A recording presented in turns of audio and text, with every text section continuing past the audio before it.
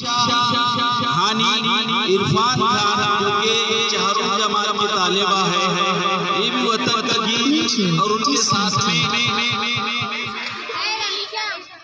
रमीशा अरमीश और रमीशा दोनों ही सहेलियां आपके सामने वतन का गीत पेश करेंगे।